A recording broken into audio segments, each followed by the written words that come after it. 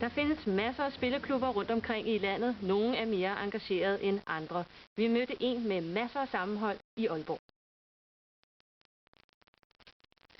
Bag de officielle og videnskabelige facader her på Aalborg Universitet opererer en gruppe studerende.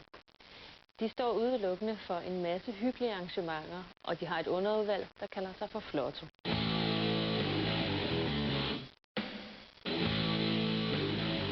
Foreningen Flottos medlemmer har alle det til fælles, at de enten er tidligere eller nuværende studerende på Datalogisk Institut.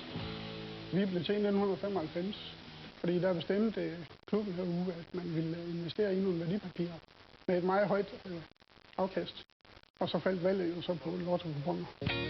Nogle lottospillere vælger deres tal ved at bruge lykketal og eventuelt deres børns fødselsdage. Da Flotto hører under et universitet, går man naturligvis mere videnskabeligt til værks, når tallene skal vælges. Det foregår på den måde, at du tager tal og opløfter det til sig selv. Så tager du så modulus askeværdien af et F og modulus 36, og så lægger du enten en til eller trækker en fra, afhængig af hvordan tallet ser ud i den sidste ende. Ganske simpelt. Ja, ganske simpelt. Flotto arrangerer fester, caféarrangementer på universitetet og hytteture. Faktisk har foreningen eksisteret siden 1972. Velkommen til alle sammen. Tak fordi vi er kommet her til det første Flotto-møde. Gevinster, hvordan står det til med dem? Har vi vundet noget? I år? Ja. 3 gange. 3 gange? Hvis klubben en dag går hen og vinder den helt store gevinst, er der klare retningslinjer for, hvad pengene skal gå til. Det gælder ikke om at vinde. Det gælder om at vinde stort.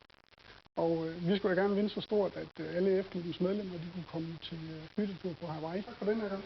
Ja. Og vi ses til næste møde. Skål.